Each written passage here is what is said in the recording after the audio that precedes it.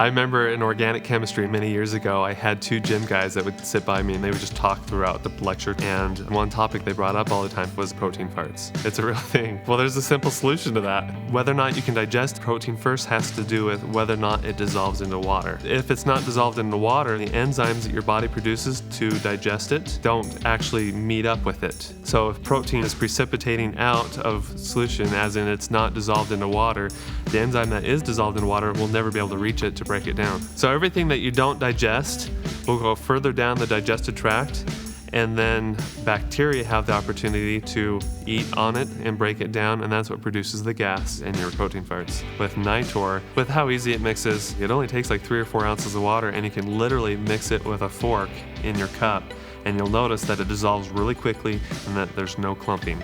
After it's dissolved into solution, when it's in your stomach, you have an enzyme called trypsin that will take that amino acid chain and between two very specific residues that might happen somewhere along the length of the chain, and it will cleave it. And that breaks this long chain down into a shorter chain.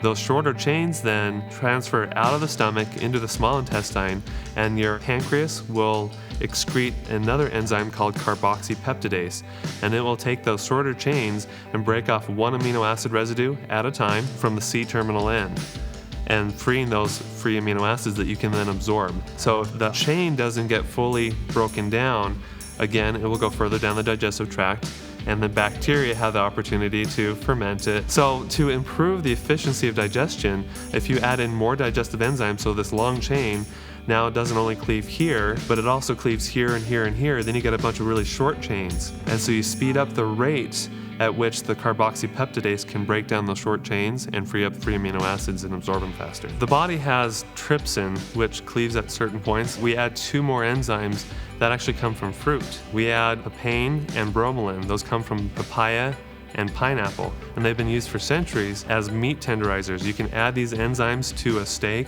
and because it starts digesting the meat and cleaving up these chains, it makes it more tender. So they're very effective, really basic. Get it to dissolve in water, add more enzymes so you can break it to shorter chains. You've heard of hydrolyzed protein isolate. All they've done is breaking those longer chains to shorter chains, in the hopes that your pancreas enzyme, carboxypeptidase, can break it down the rest of the way. But it's also way more costly to do it that way. So if you simply add in these enzymes that complement what you have in your body and add additional unique sites to break that chain down, it really speeds digestion.